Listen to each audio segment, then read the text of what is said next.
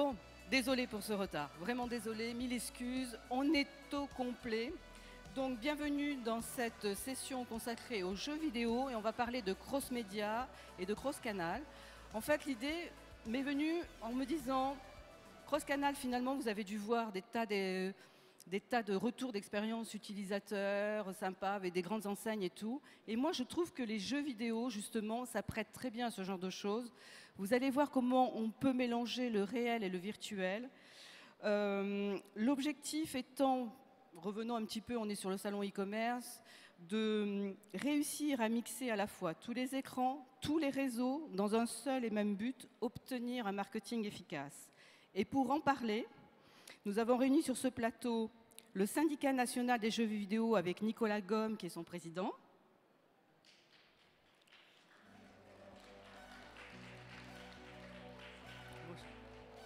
J'ai le plaisir aussi d'accueillir la société Lexis Numérique avec Jamil Kernal, qui est le VP Marketing et Business.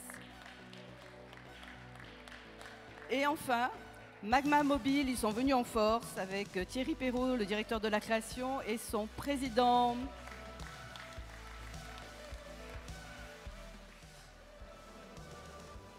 Alors, je vais tout de suite vous laisser vous présenter. Oui, bonjour à toutes et à tous. Vous voulez que je... Comme vous voulez. Non, d'abord vous vous présentez chacun tranquillement. D'accord, donc je suis Nicolas Gaume, je produis des jeux vidéo depuis 25 ans sur à peu près tous les formats. J'ai commencé sur console de jeu, aujourd'hui sur mobile, dans le web, des jeux sociaux, sur Facebook et les réseaux sociaux. Et aujourd'hui je préside le syndicat national du jeu vidéo. Je serais ravi de vous présenter un peu le secteur dans quelques instants. Bonjour, donc je suis Jamil Kemal, je suis VP Marketing et Business Development de Lexis Numérique. Lexis Numérique, il y a deux activités. La première, c'est du jeu vidéo depuis pratiquement 20 ans. Et la seconde, nous sommes également une agence digitale. Je crois qu'aujourd'hui, nous sommes un des principaux acteurs en Europe du transmédia, à la fois pour du divertissement et également pour du marque. Donc comment mélanger le mobile, les tablettes, l'Internet, la vidéo, le cinéma, en faisant quelque chose d'à la fois divertissant et qui a un impact sur les marques et sur les ventes. Donc on vous montrera un exemple qui s'appelle Altmind, qui correspond un petit peu à ça.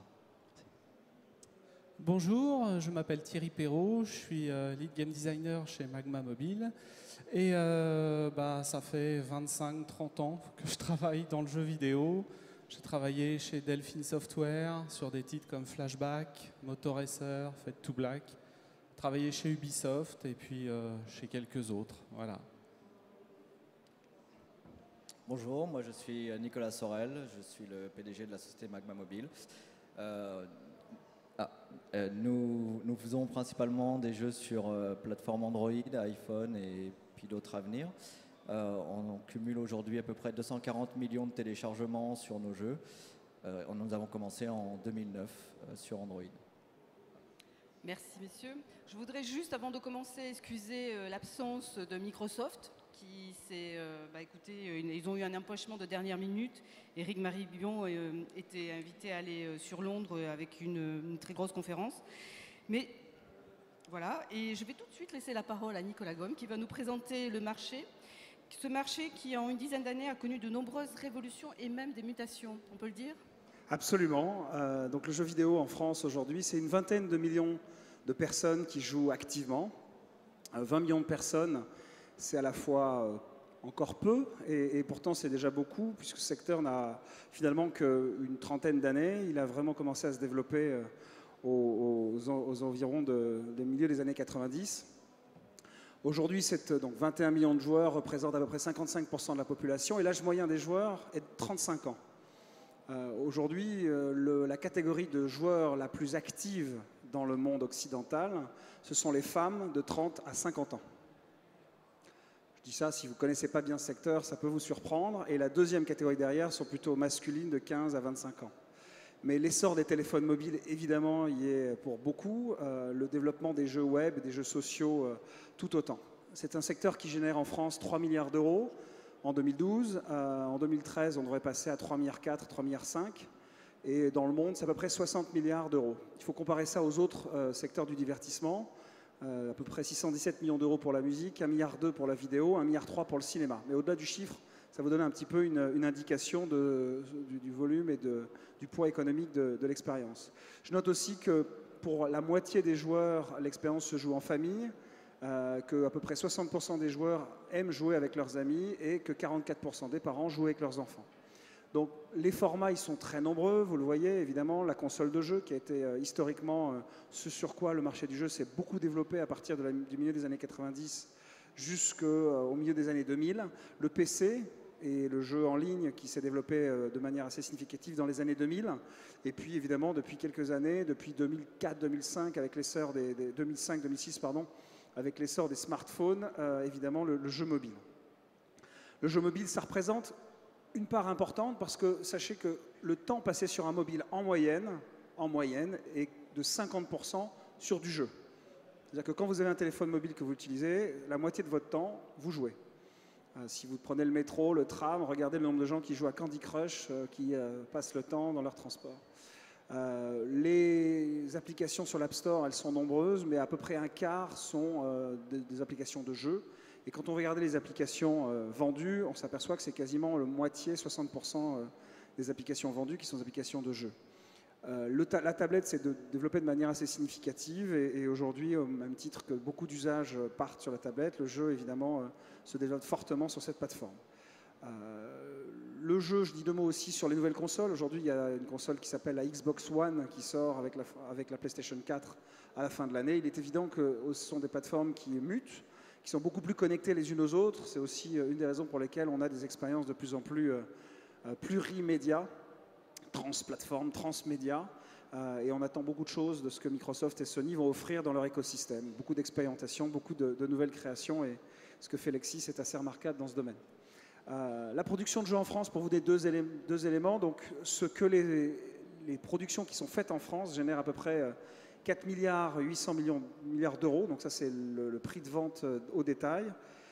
C'est essentiellement fait en dehors de France, et le budget total de la production, c'est-à-dire ces 4 milliards 8, sont générés par des coûts de production directs, c'est-à-dire c'est les coûts pour fabriquer les jeux, d'à peu près 550 millions d'euros. 80% de cette production est exportée. C'est-à-dire qu'on est massivement à vendre en Amérique du Nord, qui est le premier marché, l'Asie derrière et le reste de l'Europe. Alors j'avais quelques images d'entreprises françaises, je vais les passer assez rapidement si vous voulez bien Annie, mais il y a à peu près 250 entreprises de création en France. Ça commence de petites structures d'une ou deux personnes, de dynamiques entreprises dans le domaine du mobile comme Magma, des entreprises plus anciennes, ça veut dire plus expérimentées et qui sont tout aussi novatrices comme Lexis, jusqu'à des sociétés comme Gameloft, qui est un des leaders du jeu pour téléphone mobile, ou Ubisoft, qui produit des jeux magnifiques dans le monde entier sur de nouvelles consoles et sur tous les secteurs. Donc voilà à peu près ce qu'il y a dans le monde du jeu. Voilà quelques productions de jeux plutôt console. Donc ça, c'est une population qui est plutôt masculine et plutôt de jeunes adultes. Je dis ça, prenez l'exemple de Just Dance, qui est une des franchises les plus dynamiques dans le monde du jeu. Je ne sais pas si vous suivez l'actualité internationale, mais il y a 1 an et demi, le président Obama était parti montrer l'importance de faire des achats de Noël. C'était en Noël 2011. Il avait quitté la Maison Blanche et il était allé dans le Blockbuster du coin acheter un jeu vidéo. Il est passé un quart d'heure à expliquer à quel point c'était fabuleux en mettant les mérites de ce jeu qui s'appelle Just Dance, qui est 100% fabriqué à Montreuil. Donc il n'y a pas beaucoup non plus de créations qui comme ça s'exportent et se vendent autant. Donc des jeux PC assez variés, des fabricants de périphériques autour du téléphone, beaucoup d'acteurs du monde du mobile, avec des productions, encore une fois, de toute nature, des jeux familiaux, grand public, des jeux d'action. Des jeux web, on a aussi une population importante qui joue sur le web, grand public et moins grand public. De Pricey qui font des jeux relativement tournés vers les femmes de 30-50 ans, à Ankama, qui est une entreprise assez incroyable, 500 salariés à Roubaix, dans une ancienne filaterie. C'est assez impressionnant. Voilà. Et puis pour terminer, les jeux sociaux, notamment par exemple un jeu qui s'appelle Criminal Case, qui est le 2e jeu le plus joué au monde sur Facebook et qui est fabriqué à côté de la place Gambetta dans le 20e arrondissement de Paris. Voilà, donc beaucoup de diversité. Je veux dire pour ceux qui connaissent moins bien ce secteur qu'on a probablement autant de diversité de jeux qu'il y a de diversité de programmes télévisuels, de produits, donc des jeux qui touchent autant des publics comme je disais, masculins qui aiment les jeux d'action, à des publics plus âgés, plus adultes, plus féminins, qui veulent des jeux de simulation, des jeux de stratégie ou des jeux de divertissement. Donc voilà, 5 000 salariés dans le secteur, 15 000 employés. Et puis je terminerai en disant que finalement, s'il y a des grandes mutations, et c'est ce que vous disiez Annie pour conclure, c'est que la vente physique, comme dans l'ensemble des métiers de l'entertainment, évidemment, est malmenée. On achète de plus en plus en ligne, les débits augmentent, on télécharge, le mobile, c'est la base, etc. Donc la structure de prix qui reste élevée sur des jeux consoles, évidemment, est malmenée. Un des éléments clés, ça a été le développement de ce que vous connaissez, le free-to-play, ou les jeux financés par la publicité, dont parlera certainement Nicolas tout à l'heure. Mais clairement, on a une multiplicité de modèles économiques qui aussi correspondent à un moment où, dès lors que beaucoup plus de gens jouent, dès lors qu'on est beaucoup plus un élément de média, on devient déterminant pour des problématiques d'engagement. Et clairement, le monde de l'appli, le monde du web, vous le savez tous ici, est un monde où on doit capter et engager les utilisateurs. Donc clairement, le monde du jeu et la gamification, pour prendre le terme à la mode, est un moyen puissant pour engager les gens plus durablement. Et le jeu lui-même devient un média beaucoup plus significatif parce qu'on capte une bande passante, on cible beaucoup mieux également les populations qui jouent à nos jeux. Voilà pour ce petit panorama. Merci Nicolas. On va tout de suite passer avec Lexis Numérique, qui est une belle histoire, Admins. Moi, je pense que c'est mieux de passer peut-être la vidéo, le teasing. Hein.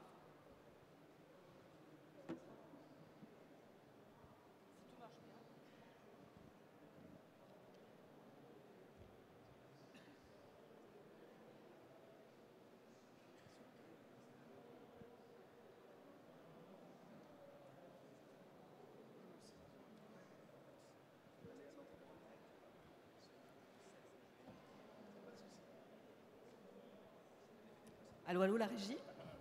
Alors, dans le métier, on a un mot pour ça s'appelle l'effet démo. Ça arrive à peu près 100% des cas. Et Jamil va vous mimer la vidéo maintenant. Alors je l'ai sur une clé USB. Par contre, c'est très compliqué parce que tout doit être centralisé. Il y a des flux. Enfin, c'est extrêmement compliqué. Bon, la régie, vous me laissez 2 minutes. En attendant, vous pouvez expliquer un petit peu ce projet qui a demandé, si je m'abuse, 4 ans de développement, des tournages dans 5 pays, un casting international et qui mélange des séries vidéo, du web et des lieux réels. Oui, complètement. Alors, le temps qu'on montre les vidéos, encore une fois, une vidéo, c'est toujours mieux qu'un discours. Mais le principe, c'est quoi? L'idée, c'est que Lexis Numérique, depuis pratiquement 20 ans, nous avons 2 activités très séparées, à savoir la communication de marque. On a travaillé avec McDonald's, avec Henkel, on travaille beaucoup avec des agences, des DB, etc. Et par ailleurs, on fait des jeux vidéo. Et on a voulu essayer de mélanger les 2 équipes, à savoir des équipes qui font du web, qui font de la marque, qui font du référencement, et des équipes qui font du divertissement. Au final, ça donnait une enquête interactive dans lesquelles vous pouvez intervenir. Le mieux, c'est de commencer par l'histoire. Donc 5 chercheurs qui travaillent pour une société disparaissent. Et la société pour laquelle ils travaillent décide d'aller plus vite que l'enquête officielle en demandant leur aide à vous, à la communauté, à Internet, à tout le monde. Donc vous allez pouvoir suivre l'enquête en direct sur Internet et intervenir avec vos moyens. Alors vos moyens, c'est quoi? Vos moyens, c'est Google Maps, vos moyens, c'est Google, vos moyens, c'est des analyses de films, comme dans Minority Report, par exemple. Vous allez pouvoir, par exemple, trouver une vidéo, l'agrandir, déchiffrer une plaque d'immatriculation, rechercher ce numéro de plaque d'immatriculation dans Google, ce qui vous amènera à un site ou une page Facebook. Vous allez pouvoir recevoir des SMS sur votre téléphone. Vous allez pouvoir répondre en direct à des personnes sur Facebook. Et donc, la frontière entre la réalité et la fiction est très très floue. Alors, quel impact ça a pour les marques? L'impact, il est très simple. Nous, notre métier, c'est de faire ce qu'on appelle les digital stories. On fait des histoires interactives pour des marques. On l'a fait par exemple pour le lancement de la série Braco. On le fait pour d'autres marques en ce moment. Et le principe, c'est quoi? Le principe, c'est, Nicolas a raison, c'est comment faire pour engager le consommateur de façon ludique. Plutôt que vendre un produit, on vend un univers, on vend une histoire dans lequel le consommateur s'engage. Et c'est cet engagement qu'on va transformer en achat. Il y a 2 exemples qu'on donne souvent. Hein. Il y a la matchise qui consiste à dire qu'avant de draguer quelqu'un, on essaye de lui parler un petit peu. Moi, je vais beaucoup au Maroc. Avant de vendre un tapis, eh ben, on essaye de faire connaissance avec la personne, de faire prendre du thé, on discute. Et une fois qu'on est bien copains, on va avoir de meilleures chances de vendre quelque chose. Le digital storytelling, c'est vraiment ça. C'est créer une relation avec le consommateur, la créer dans le temps, de façon à pouvoir convertir énormément. Pour vous donner des chiffres, Altmind, c'est 200 000 personnes qui sont connectées, qui jouent. C'est une exposition qui est un équivalent de 3,7 millions d'investissements publicitaires. Et donc, ce sont vraiment des choses qui sont efficaces. La question, c'est pourquoi il y a si peu de monde qui le fait. Quand vous verrez la vidéo, vous allez vous rendre compte que c'est très très compliqué pour deux raisons.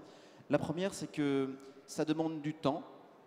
Et la seconde, ça demande des compétences qui souvent sont très éparses et rarement conjointes dans une même entreprise. À savoir des mélanges de personnes qui font du business, qui savent attirer des consommateurs, qui savent faire du testing, qui savent faire de la conversion. Et d'autre part, des personnes qui savent raconter des histoires. Et enfin, des gens qui savent faire des jeux. Donc, c'est trois mondes qui sont très très différents. Et on a la chance chez Lexis de les mélanger depuis des années. Et normalement, comme par magie, à la fin de cette phrase-là, la régie devrait être capable de lancer la pub. En tout cas, le trailer. Et si ce n'est pas le cas, je vais vous le raconter, ça va être plus simple. Hein. Alors, un signe de la régie. C'est niette. Alors, je vais juste voir si c'est possible de prendre une clé USB, parce que je l'ai également. Annie, faites-moi signe.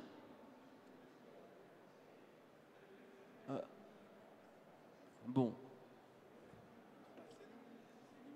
Alors, je peux voir ce qui se passe dans la vidéo. Hein. Donc, cut au noir, fondu. Une personne dans la rue qui se fait aborder par quelqu'un qui lui donne une enveloppe. Non, je plaisante, mais vraiment, le principe, c'est vraiment d'être dans un film interactif. C'est plus efficace avec la vidéo. C'était la clé, il est preneur la clé. Ok. Alors, attendez, excusez-moi. C'est bon. Je vais donner la clé. À moins que Annie, vous l'avez sur clé? D'accord. Je vais meubler si tu veux. Et comme on est très dans l'interaction, parce que c'est ça qu'on aime, vous avez des questions peut-être sur le jeu vidéo tant que Jamil passe la clé USB, non? On a des micros qui marchent, il faut en profiter. Est-ce qu'il y a des questions sur ce que j'ai pu vous raconter sur le secteur, les chiffres que je vous ai donnés? Non. Vous n'êtes pas tellement interactif hein, comme audience.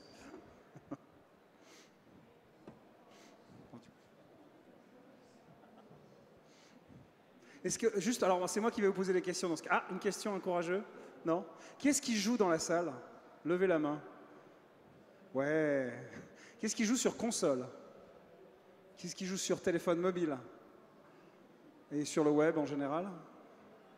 Ah, c'est super. Qui a déjà joué à un jeu Magma Mobile? Ah, il y en a deux. Il y en a peut-être plus, hein, mais peut-être qu'ils ne le savent pas. Très bien, donc vous êtes une audience avisée.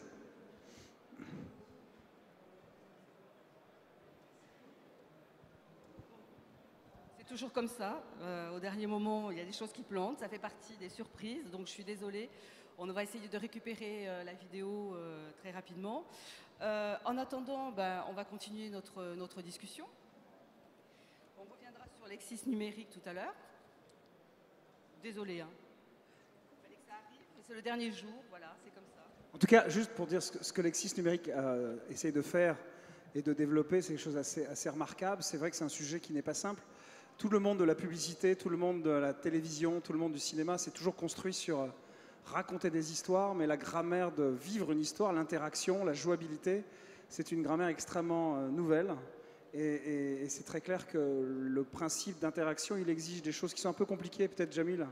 Sur le coup, moi j'aurais des questions pour toi, mais c'est le côté synchrone, partagé, permanent, qui est assez un challenge. Parce qu'effectivement, quand on vit des histoires, on les vit à des rythmes différents et c'est intéressant de voir ce que Lexis a essayé de faire pour qu'on ait une large communauté qui se connecte et qui vit les histoires à des moments différents. Absolument. Juste, donc on va mettre un petit peu de côté Lexis. Vous l'avez?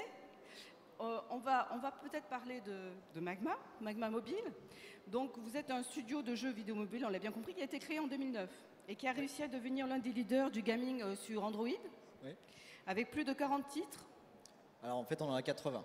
80, voilà. Enfin, sur Android, on en a 80, on en a 40 sur Et iOS. rappelez-moi le nombre de téléchargements. Donc sur Android, on est à 240 millions de téléchargements et sur iPhone, on a commencé plus tardivement, donc je crois qu'on est plus proche des 12 millions.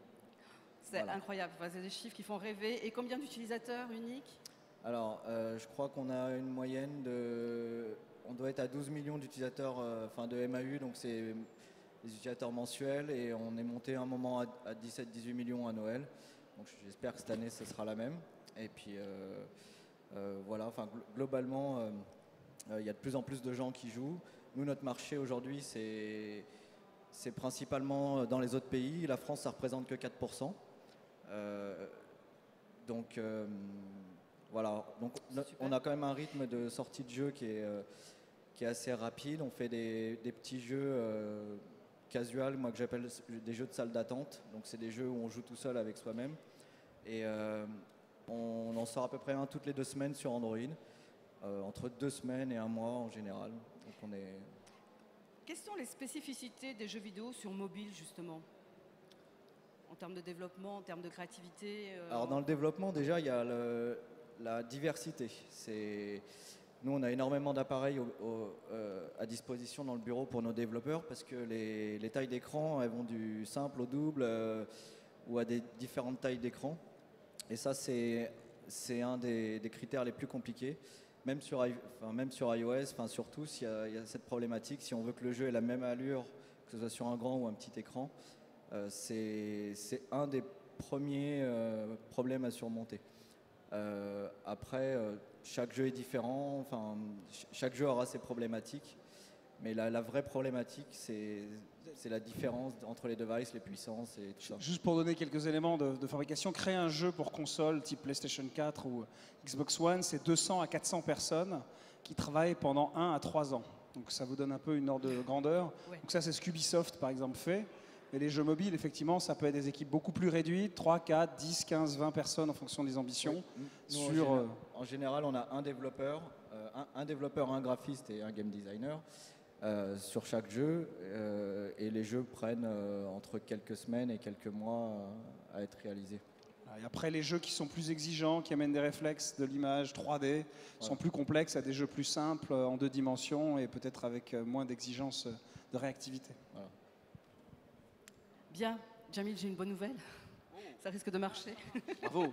Ça risque de marcher. Bon. On le lance? Ouais, ceci dit, la transition n'est pas complètement inutile dans la mesure où Altminds, donc c'est le nom du projet que je vais vous présenter, est un mélange de tablettes, de jeux mobiles, de films, d'internet. Donc on peut la lancer. J'ai le même problème. Hein. Ça s'appelle une fausse bonne nouvelle. C'est pour ça que j'ai dit, ouais. Ça a failli, je l'ai vu sur écran et paf, c'est parti. Yes. When I first discovered the story, I had no idea there was something so big behind it.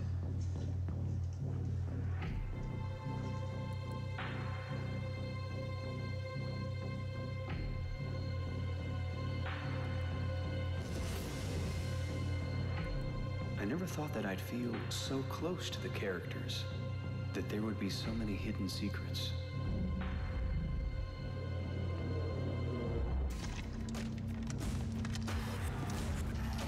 It's as if you speak some sort of unknown language. Silent slowly becomes.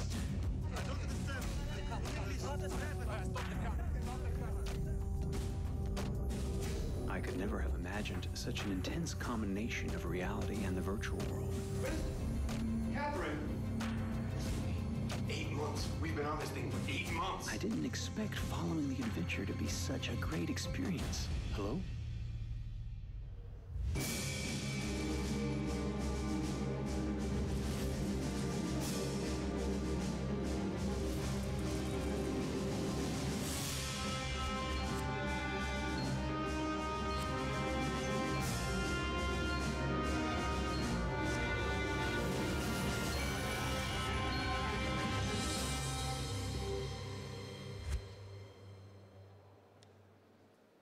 Sympa?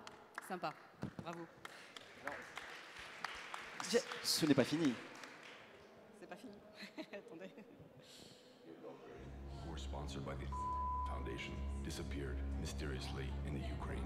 When an amateur film backing up the theory that they had been kidnapped surfaced a few weeks later, the investigation was relaunched. The authorities moved too slowly with the Foundation, who decided to start their own investigation from scratch. The place where they were reported missing, and the place where the last seen alive. And in order to do this, we've set up 2 teams of investigators. The Foundation hired 2 teams of investigators to work separately on exploring previously untouched leads.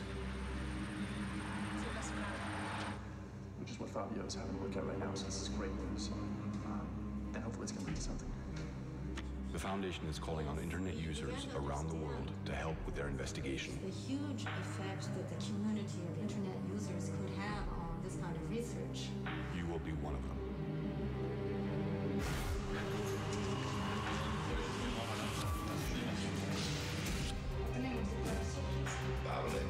You are at the heart of a paranormal thriller in which the twists and turns depend on you.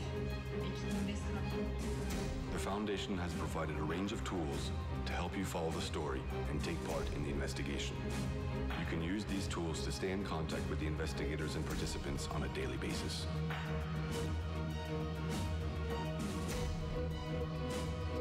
You can study and analyze films and documents, take part in the missions assigned by the characters, share clues with your friends, and do your own online research.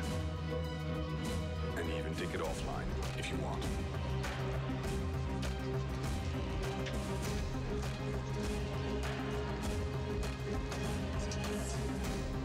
Emails, text messages, social networks. You can follow the adventure at your own speed on your computer, tablet, and mobile.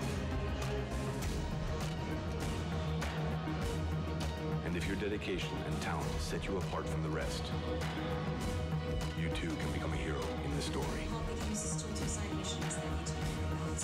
And of course, those who deserve it will be compensated. At the start of the experience, I had no idea that I could play a role in the story, or that I'd be invited to meet the heroes. Hey, you got any? You got the envelope? Thanks, man. Thank you.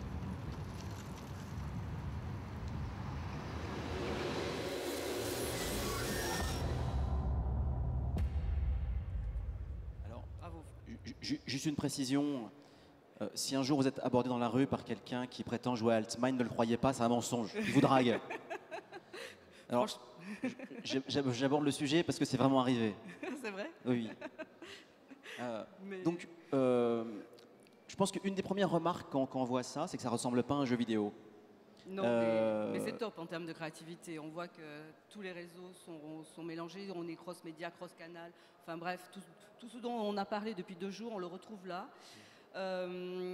Juste, quel était l'objectif de votre partenariat avec Orange? Alors, on a effectivement travaillé avec Orange sur 2 missions. Alors, on n'a pas du tout travaillé avec Orange, la partie qui vend du réseau, qui veut absolument vous faire acheter des mobiles. On a travaillé avec la direction du contenu, qui a pour vocation de mettre en avant des contenus innovants. Donc c'était un objectif qu'ils avaient. La seconde, c'est de mettre en avant des technologies développées par Orange Labs et qu'on a pu mettre en scène de façon, je crois, assez spectaculaire. Par exemple, vous pouvez, sur votre tablette ou même sur votre téléphone mobile, analyser des vidéos en super haute def, zoomer dedans, rezoomer dedans, un niveau de détail qui est vraiment époustouflant grâce à une technologie cloud et développée par Orange. Et de nombreuses autres technologies ont été mises en place sur de la synchronisation, de la géolocalisation, etc. Donc la première raison, c'était du partenariat, de la mise en avant de la créativité, quasiment du sponsoring, hein, pour ainsi dire. Hein. Et la seconde, la mise en avant de technologies. Voilà. D'accord. Donc là, on l'a vu, vous avez inauguré un nouveau modèle économique, quelque part, avec des nouveaux usages. Qu'est-ce qu'il faudrait retenir de ce projet? Alors, pour nous, c'était une expérience qui était vraiment enrichissante. C'était la première fois qu'on faisait travailler à une aussi grande échelle des personnes si hétéroclites. À tel point qu'on a même développé alors c'est pas nous qui l'avons développé, on l'a repris, hein, mais un concept de métier qui n'est même plus du game designer ou du digital storyteller, on a ce qu'on appelle un digital architect. Et l'architecte, c'est la personne qui va mettre en relation tous ces métiers si différents, des réalisateurs, des web designers, des game designers, des écrivains, des chercheurs. On a travaillé avec beaucoup de vrais chercheurs du CNRS, de Columbia, etc. Et donc, c'est vraiment cette capacité à manager des équipes très, très hétéroclites. Le deuxième, c'est une question qu'on s'est posée, c'est comment toucher à la fois des core gamers ou des personnes très, très connectées et ma mère. Alors moi, je voulais absolument que ma mère puisse y jouer. Alors ma mère a 67 ans, elle adore les polars, elle n'a jamais joué à un seul jeu vidéo. Alors la question, comment arriver à la toucher? Donc ce sont vraiment des questions qu'on s'est posées pendant longtemps, et la solution qu'on a trouvée, qui je pense a fonctionné, c'était d'arriver à faire un jeu en millefeuille, avec une possibilité de suivre le jeu, ne pas jouer, mais juste de suivre l'enquête, recevoir les éléments de l'histoire au fur et à mesure, ou bien jouer de façon très ponctuelle. Imaginez que vous regardez les experts, et en plein milieu d'une enquête, un des experts vous demande bah, ça, je suis vraiment perdu, est-ce que vous pourriez m'aider? Alors, oui ou non. Si vous répondez oui, ben, vous avez 1 heure, 2 heures, 3 heures pour répondre ou pas. Et puis, la dernière question qu'on s'était posée, c'est est-ce qu'il est possible de driver des comportements Internet en temps réel? Alors, on avait un objectif qui était bien sûr du divertissement, mais derrière ça, on a également un lab chez Lexis sur de l'aspect purement branding, purement commercial. Et on s'est rendu compte que oui, pour une partie des joueurs, si le storytelling est bon, on arrive à les capter à des heures précises, sur du temps réel, et en l'occurrence pendant quasiment 3 semaines. C'est-à-dire pendant 3 semaines, on a réussi à avoir une communauté de pratiquement 20 000, donc il y avait 200 000 inscrits, mais 20 000 personnes qui ont activement joué tous les jours, en se connectant au moins 1 fois par jour. Et ça, c'est très très appréciable dans la création de nouveaux business économiques ou dans la création de nouveaux modèles même publicitaires. On l'a mis en place du reste donc pour Braco entre la saison 1 et la saison 2, donc de façon beaucoup plus simple, mais avec des mécaniques très très semblables, à savoir un mélange de films et d'interactivité où on demandait aux joueurs d'aider Kaplan. Alors Kaplan, c'est un des principaux protagonistes de la série Braco. Et on se rend compte que ça crée une proximité avec la marque qui est très forte. Et pour ancrer un territoire de marque, c'est quelque chose qui est vraiment très très efficace, dans la mesure où, comme le disait très justement Nicolas, on a la capacité de cibler de façon très très fine le entre guillemets, joueur, fan, consommateur, etc. Juste, moi, ce que j'avais envie de vous demander, alors, on m'avait confié qu'il y avait, même en temps réel, on recevait des SMS vers 1 h du matin, c'est vrai, ça fait partie de la légende ou pas? Alors, je vais vous raconter une anecdote qui m'est arrivée, pas sur ce jeu-là, mais sur un jeu qui était vraiment à l'origine de ça, qui s'appelait In Memoriam. In Memoriam, c'était un jeu dans lequel il y a on poursuit un serial killer. Et de temps en temps, le serial killer vous envoie des SMS. J'étais à Los Angeles, au salon du jeu vidéo qui s'appelle l'E3, et je vois quelqu'un qui marche en boitant avec une attelle à son genou, qui me regarde et qui me dit, alors je cite, hein, c'est pas une insulte, hein, je cite ce qu'il me dit, il me regarde et il me fait « You motherfucker ». Alors je l'avais jamais vu de ma vie. Hein. Alors je lui dis qu'il doit se tromper, que voilà. Et il me dit « Non, non, non, non, non, vous travaillez chez Lexis ?» Je lui dis « Ouais, bah c'est ça ». Et il me raconte son histoire. Donc le gars jouait à 2 h du matin chez lui, à In Memoriam. Donc il était sur son bureau, plein hiver. Et il reçoit un SMS d'un serial killer qui s'appelle le Phoenix, qui lui dit « C'est pas bien ce que tu as fait ». Et le gars était tellement surpris qu'il a donné un coup de genou dans sa table et s'est explosé le genou. Donc c'est une histoire vraie. C'est une histoire vraie. Hein. Un autre exemple d'interaction où là, par contre, on était très très très très vigilants. Ah non, mais une autre interaction. On a eu très très bonnes rencontres. On a fait des mariages, etc. Mais je vous donne cette anecdote-là pour vous expliquer à quel point les gens peuvent être pris dans le jeu. Donc, on avait des community managers qui passaient beaucoup de temps à dialoguer avec les joueurs. Et un jour, on reçoit un email de Maria, une italienne, qui écrivait à Laure, un personnage virtuel du jeu, et qui lui disait « Laure, je vous pardonne, c'est pas grave ce que tu as fait avec Mario, vraiment, j'oublie tout, mais on va se marier dans 3 semaines, alors vraiment, il faut arrêter. » Alors, on a pris contact avec la fille en question, on lui expliquait que Laure n'était pas un vrai personnage, que bien qu'elle ait un compte Facebook, qu'elle ait posté des messages sur Allociné, qu'elle ait mis des messages sur Amazon et qu'elle parle depuis une semaine avec son ami, c'était un jeu. On a pris 3 semaines pour régler le problème. Voilà. Alors ça, c'est pour les éléments bizarres négatifs. Pour les éléments très très positifs, on a eu des mariages.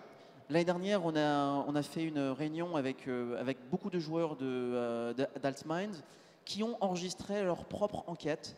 Et c'est quelque chose de bouleversant.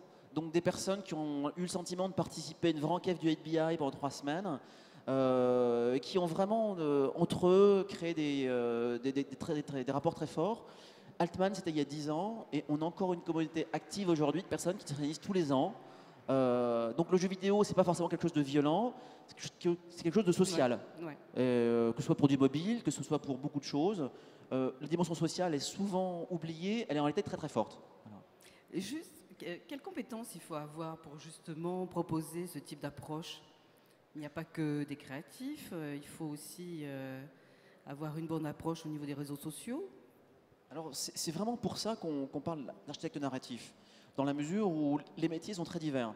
Au niveau du jeu lui-même, on a donc tout plein de personnes qui s'occupent du gameplay, du game design, de la création de level design, en gros, c'est-à-dire faire des énigmes, raconter une histoire interactive.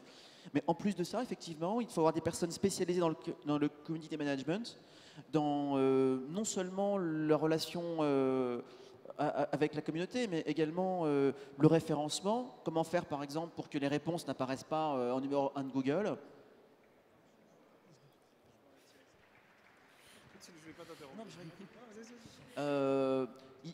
Il faut également avoir des personnes qui sachent faire du Flash ou du HTML5 sans qu'un petit malin s'amuse à extraire le code, regarder l'hébergeur ou le serveur d'origine pour trouver des solutions, donc des choses très très techniques. Il faut avoir des personnes qui arrivent à gérer du cloud avec une synchronisation qui est vraiment parfaite, de façon à ce que lorsqu'on demande de répondre à une énigme à tout le monde, ceux qui la donnent avec 2 secondes de lag ne soient pas pénalisés par rapport aux autres. Et enfin, alors quelque chose qui a l'air très simple mais qui est plus compliqué, il faut avoir des gens qui savent écrire des histoires. C'est le plus dur. C'est le cœur, bien sûr. Bien sûr. Raconter une bonne histoire bien racontée, voilà. Nicolas, vous Donc, voulez... pour compléter ce que disait Jamil sur la... On aura tout eu. Je peux pas.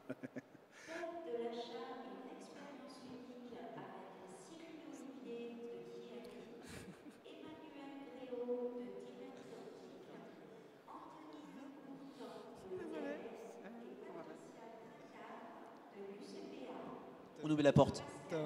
Merci à tous. Allez, salut. Hein. Ça y est, c'est bon. Ça nous laisse 10 minutes à peu près. Non, mais juste 2 mots sur puisqu'on parle de la création. On a une diversité de métiers qui est assez exceptionnelle. C'est-à-dire que dans le monde du jeu vidéo, dans le début des années 90, il y avait quasiment que des programmeurs, plutôt, comme on dit, ras du métal, qui allaient programmer directement les processeurs. Ils sont devenus de plus en plus... je continue, hein. Je vais craquer. Ils sont devenus de plus en plus sophistiqués. On a intégré l'image au milieu des années 90 avec beaucoup de gens qui venaient de la bande dessinée, des gens qui venaient du web design. Et petit à petit, on a une diversité de métiers absolument phénoménaux. Une réalité, c'est qu'on a commencé à mettre des mots sur notre travail de création qu'aux alentours de 2003-2004. La première école de jeux vidéo française, 2005. C'est-à-dire que tout ce qu'on a fait des années 70 au milieu des années 2000, on le faisait beaucoup par tâtonnement, par intuition. Ça reste quand même un métier... Aussi. Alors évidemment, tout par passion, c'est un métier de passion, mais objectivement avec assez peu de méthodes, autrement que les intuitions qu'on avait. Et c'est vraiment depuis le début des années 2000 qu'on a vraiment des process plus organisés, et ça correspond à une période qui nous amène aujourd'hui, avec notamment ce que disait Jamil, des jeux qui sont beaucoup plus inscrits dans le flux. Vous connaissez tous Zynga, et vous avez entendu parler de Farmville.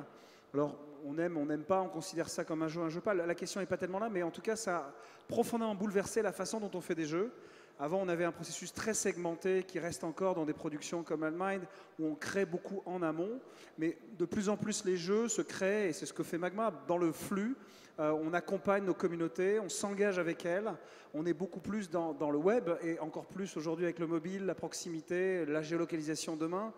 Un peu aujourd'hui déjà, on est dans cette capacité. Et donc, l'organisation de la production de jeux, non seulement elle est très pluridisciplinaire, mais elle aussi, elle est extrêmement agile. Et c'est une exigence qui est compliquée à mettre en place. Vous voulez rebondir, Magma Mobile, là-dessus Enfin, il faut des compétences moi, pour le le mobile premier- aussi très le- spécifiques. Au niveau des compétences, pour moi, le premier critère, c'est la passion. En fait, les meilleurs projets sont, pour moi, réalisés par des gens qui le font avec passion.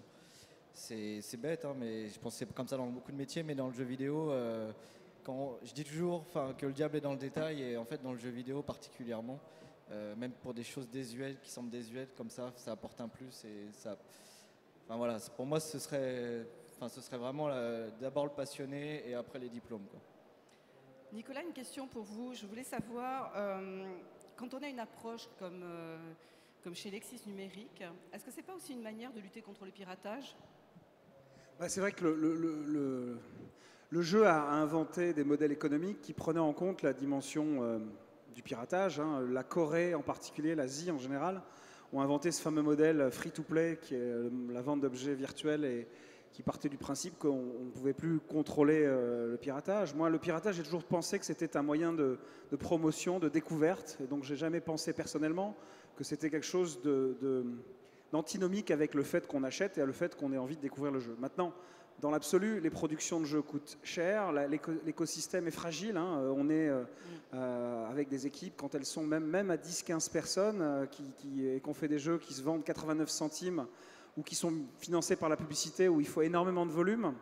Donc on est quand même dans une économie extrêmement fragile. Maintenant, le jeu en ligne, le jeu mobile, le jeu social a effectivement transmuté la vente de produits. On crée un jeu, on fabrique une galette et on vend la boîte 50, 60, 70 euros, à une économie de service. On est avec un accompagnement des joueurs, et que ce soit un jeu comme Dofus, qui est un jeu massivement multijoueur fait par cette belle entreprise de Roubaix qui s'appelle Ankama, où on est à acheter des packages, à faire une sorte d'abonnement récurrent, ou World of Warcraft, qui est un des plus grands jeux massivement multijoueurs connus, jusqu'à des jeux sociaux ou des jeux mobiles, où effectivement là on a cette logique de continuité de service. Donc on a effectivement trouvé un moyen d'aller au-delà du piratage. La gratuité, c'est aujourd'hui la norme dans énormément de jeux mobiles. Et pour autant, Candy Crush, ou je veux prendre l'exemple de Pretty Simple qui fait Criminal Case, il génère des millions d'euros par semaine avec un jeu qui est parfaitement gratuit. Qui a dit que la France n'était pas créative, hein. On voit pas à travers les jeux que franchement Je on pense est que bien vous avez placé, vu hein. télécharger les jeux de Nicolas et Thierry et jouer à Altmine, vous verrez qu'il y a effectivement une grande diversité. Messieurs, quel conseil vous donneriez à des jeunes qui veulent se lancer dans des projets cross-canal comme ça? On voit que c'est beaucoup de moyens, c'est beaucoup d'énergie, c'est beaucoup de compétences.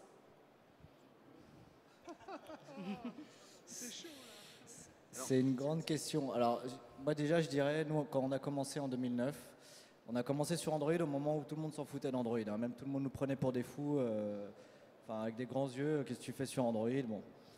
Bon, pour l'instant, l'histoire m'a donné raison. Et après, on s'est décidé d'aller sur iPhone au moment où tout le monde commençait à partir de l'iPhone pour regarder Android. Et puis, on se dit, bon, on peut tenter aussi de refaire la même. Tout ça, c'est pour dire qu'il y a eu une histoire de timing. C'est-à-dire que finalement, c'est pas de l'opportunisme, mais on était là au bon moment. Et on a fait les bonnes choses au bon moment. Donc, ce que nous, on a fait jusqu'à présent, ce ne sera pas possible de le refaire aujourd'hui en partant de zéro. Par contre, d'autres opportunités, il va y en avoir. Ce qu'il faut, c'est les trouver, les saisir et se lancer. Donc, je dirais que... c'est plutôt suivre son instinct, si on sent qu'il y a un truc à faire, qu'il y a une bonne idée, se donner les moyens, ça prend beaucoup de temps et d'énergie. Mais essayer de calquer un modèle qui existe aujourd'hui, ça ne sert à rien parce que soit il est déjà à Perrin et il a déjà sa place et ce sera dur de prendre sa place, soit ce ne sera pas possible d'arriver au niveau où il est. Donc il faut trouver des nouveaux modèles.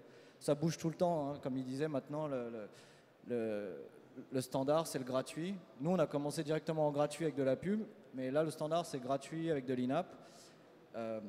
Voilà, demain, ce sera autre chose. Jamil, voilà. vous voulez compléter peut-être? Moi, je suis totalement dans le même sens, hein. Je crois qu'on est dans un marché d'offres et non pas dans un marché de demande.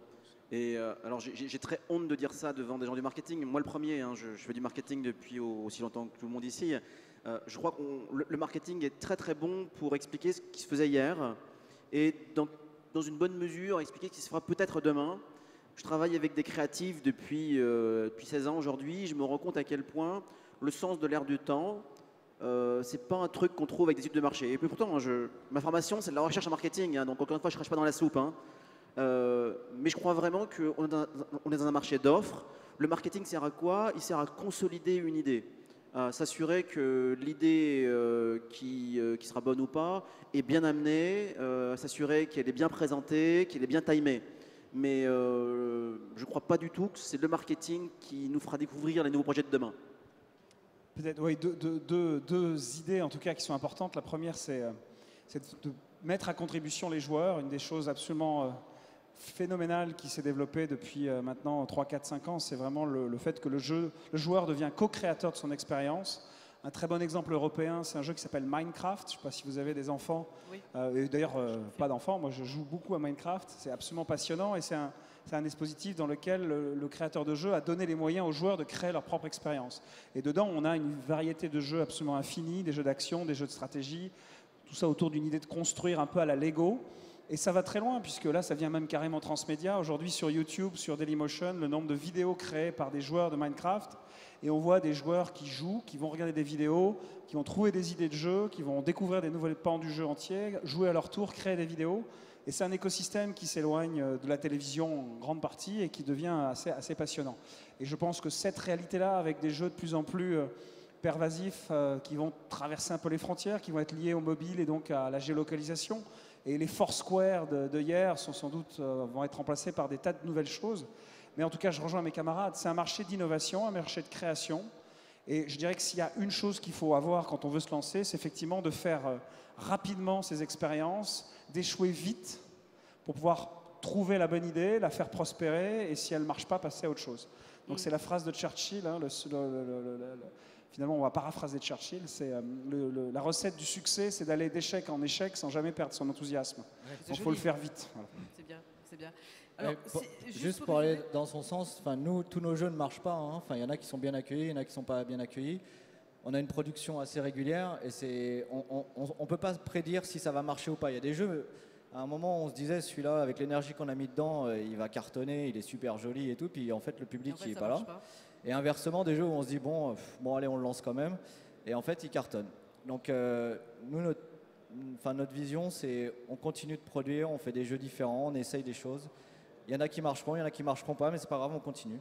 Il ne faut pas s'arrêter à la première 1 étoile dans les commentaires. Hein, ça, c'est le baptême du feu. Après, ça passe. Après, ça passe. Voilà. Et pour rebondir aussi sur ce que tu disais sur l'offre et la demande, il y a aussi les choses qui ont évolué. C'est qu'au début, il n'y avait pas beaucoup de jeux ou de jeux qui sortaient du lot. Aujourd'hui, il y en a peut-être 1000 par jour qui débarquent. Et en fait, les jeux deviennent un peu jetables parce que même si on a une bonne expérience, qu'on est bien accroché au jeu, en fait, même moi en tant que joueur, je vais bondir de jeu en jeu. Donc il faut aussi... Excusez-moi, mais là, est-ce que c'est pas une spécificité justement du mobile? Parce que moi, j'ai plus l'impression qu'on reste très fidèle à des jeux. Je vois, moi, mes enfants, 6-7 ans sur le même jeu. Alors, après, ça va dépendre des jeux. Hein. Par exemple, nous, on a un jeu classique qui est le Mahjong. Je veux dire, là, c'est typiquement la cible des femmes pile poil dans l'âge où il faut pour la pub et tout, c'est génial. Et la courbe ne baisse jamais parce que c'est un jeu, c'est un grand classique. Par contre, des jeux où on va apporter des personnages, une histoire, quelque chose, ils vont quand même au bout d'un moment lasser. Puis il y a tellement d'offres qui arrivent qu'à un moment ou à un autre, on va être attiré par l'autre et puis on va oublier. Donc c'est aussi ça qui est important, c'est de se renouveler et pas de rester sur un acquis parce que toutes les courbes qu'on peut voir, si vous avez déjà lancé des jeux sur l'App Store, en général ça fait ça, et puis ça redescend aussi vite que c'est monté. Parce qu'il y a l'effet nouveauté, ça commence à être téléchargé, et après ça redescend. Et après il vit sa vie, mais il aura du mal à avoir beaucoup de téléchargements. Donc c'est juste de préciser qu'il y a ce côté un peu jetable, même si les gens apprécient le jeu, ils passent à autre chose rapidement. Il y a beaucoup d'offres. On va, comme le temps court, malheureusement, on va laisser la parole au public. Est-ce qu'il y a des questions dans la salle? Oui.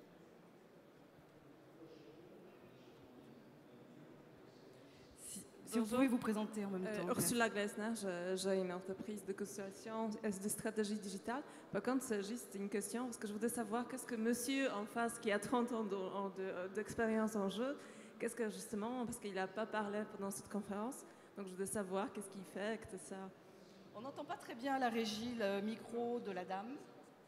Est-ce que vous pouvez juste répéter votre question en approchant votre micro? Je voudrais juste entendre parler de monsieur justement en face parce que voilà, je suis curieuse. Quel est son point de vue sur cette conférence? Moi, je suis très timide, oui, ça c'est quelque chose. Tu as raison. Alors, non, moi, je suis pas très habitué à ce genre de discussion comme ça. C'est la première fois que j'en fais une. Maintenant, j'en ferai peut-être d'autres. Moi, je suis concepteur de jeux depuis un grand nombre d'années. J'ai commencé sur des machines comme l'Amiga, l'Atari ST, ces machines-là. Alors, je ne sais pas si ça vous dit quelque chose, mais c'est des vieilles, très très vieilles machines. Et voilà, j'ai conçu des jeux sur ces machines-là petit à petit au fil des ans. Et je suis passé sur des Xbox, des PlayStation 2, Il n'y a qu'une seule machine sur laquelle je n'ai pas créé des jeux, c'est sur la N64, voilà, la Nintendo 64. Sinon, toutes les autres, je crois que j'ai été dessus. Et cette année, j'ai eu la chance d'intégrer Magma Mobile et je commence une nouvelle aventure. Je découvre le monde du mobile, enfin je le découvre à moitié parce que j'avais déjà fait quelques jeux auparavant, notamment Puddle, je ne sais pas si ça vous dit quelque chose, voilà. Alors c'est pas moi qui l'ai fait, ce sont des étudiants à moi qui l'ont fait. J'ai participé à l'élaboration de ce jeu-là sur différentes tablettes, sur iPhone, sur Android et tout ça. Voilà. Et puis maintenant, je découvre l'univers du mobile et c'est vraiment passionnant et c'est... Oui. Moi, j'aurais juste une petite réflexion. On le voit, la tendance est au mobile, au free play, etc. Est-ce que ça ne va pas tuer les consoles finalement, Nicolas? Ah non, je pense qu'on aime les séries télé, on va toujours voir des opéras et on va au théâtre aussi. Donc après, c'est une question de volume de joueurs. Je pense qu'il reste un public de passionnés, dont je suis, qui va se précipiter pour acheter la nouvelle console Xbox, la nouvelle console PlayStation et dépenser 80 € pour un jeu. Mais objectivement, il y aura 100 à 200 millions de consoles probablement dans les 2 ans, 3 ans qui viennent vendues sur ces formats. Et dans le même temps, il y aura 1 milliard, 1,5 milliard de mobiles. Donc il y aura probablement un volume. Et quand vous voyez le type de projet qui commence à exister sur mobile, on a évidemment des jeux très grand public, mais on a aussi des jeux de plus en plus performants visuellement. Et je dirais que la tablette, le mobile, pour moi, sont les supports tout à fait passionnants. Si vous regardez le nouvel iOS et le nouvel iPhone, il y a prévu un contrôle joystick absolument performant, qui n'a rien à envier aux consoles. Vous voyez un peu les nouvelles tablettes Android qui existent. Donc je pense que voilà, le jeu va s'immiscer partout. N'oubliez pas la statistique que je donnais tout à l'heure. Il y a la moitié du temps sur un mobile qui est consacré au jeu en moyenne. Donc c'est assez important. C'est le premier usage du mobile. Avant la voix et avant l'usage du téléphone. Juste avant de libérer la salle, est-ce qu'il y a d'autres questions? Oui, allez-y.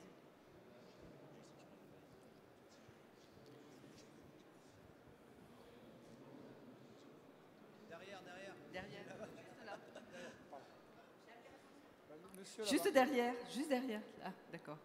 Bon, allez-y là, et puis après on vous prendra, et ça sera la dernière question malheureusement. Ok. Je vais essayer de faire très vite. Si vous pouvez juste vous lever, vous présenter, oui. Merci. Bonjour, je suis étudiant au Master MCI à Léonard de Vinci, on tweet pour le salon. Moi j'ai une question, je suis joueur de PS3, et aujourd'hui quand j'achète un jeu, j'ai l'impression qu'il est périmé au bout de 6 mois parce qu'on sort des packs premium qui valent la moitié du prix du jeu, et je suis assez amer à chaque fois que je vois le pack premium. Qu'est-ce que vous avez à dire sur le sujet? Je partage pleinement votre point de vue de joueur.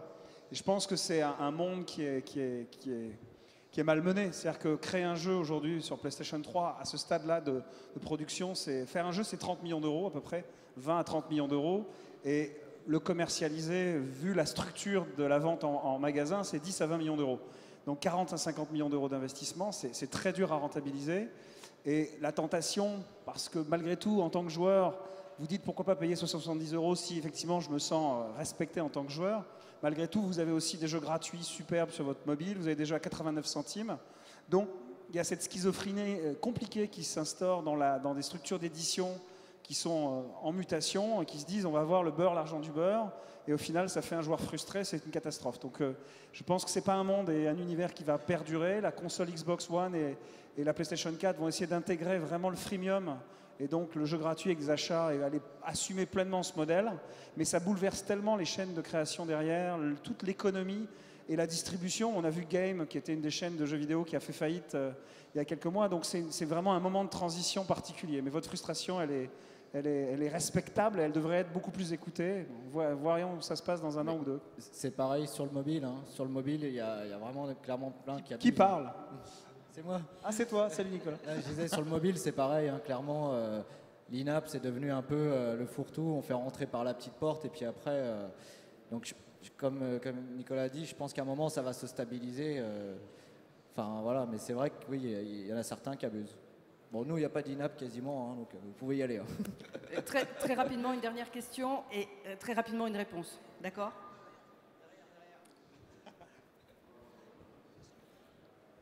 Oui, bonjour, je m'appelle Bernard Borderan, je travaille dans une régie digitale. Je voulais savoir, tout à l'heure, Nicolas, vous nous avez parlé de la féminisation du marché. Je voulais savoir si vous aviez aussi quelques insights concernant les seniors et la façon dont, quels sont les nouveaux usages qui font justement du mobile, du web et la façon dont le marché se seniorisait actuellement. Alors, je n'aurais pas de chiffres précis à vous donner, mais c'est vrai que, de manière générale, la tablette en particulier s'est énormément développée sur les personnes seniors et on a vu, alors en tout cas, c'est plus des intuitions et des retours quali que des chiffres que je vais vous donner, mais on a énormément de petits-enfants qui font jouer leurs grands-parents, on a énormément et je dirais que c'est un des liens intéressants aussi qui se développe, c'est sur des jeux beaucoup plus grand public, ce type de choses, des jeux comme ceux de Supercell, je ne sais pas si vous connaissez Clash of Clans, Hay ou des choses comme ça, on arrive à avoir des histoires assez intéressantes. Mais de là à dire qu'aujourd'hui, il n'y a pas un marché sur les seniors, mais je pense que les mécaniques vidéoludiques sont totalement appropriées à des expériences, et dès lors que les tablettes en particulier, l'évolution des box aussi touche l'ensemble de la population, y compris les plus âgés, on peut imaginer de belles perspectives. Pour l'anecdote, moi j'ai ma belle-mère, c'est ma bêta-testeuse en titre pour nos jeux de mots. Et entre la maman de Jamil et ta belle-mère, on est bon là. Donc, et franchement, quand elle accroche un jeu, elle lâche pas. Donc non, il y a un marché. Hein. C'est sûr. En tout cas, je voulais vraiment vous remercier du fond du cœur. Moi, j'ai pris beaucoup de plaisir à vraiment préparer et organiser cette session. Merci infiniment, messieurs. Et, merci beaucoup. Merci. Une petite précision pour ceux qui sont fans de jeux. Le groupe Comexposium, qui a organisé e-commerce, organise aussi le Paris Games Week, qui va se dérouler au mois d'octobre, si je m'abuse, le 26-27 octobre. Donc, rendez-vous ici, à la porte de Versailles. Voilà, je vais laisser la place à mon ami Jérôme Bouteiller qui va parler de l'expérience d'achat. Comment faire de l'expérience d'achat, de l'achat une expérience unique avec la réalité augmentée. Merci.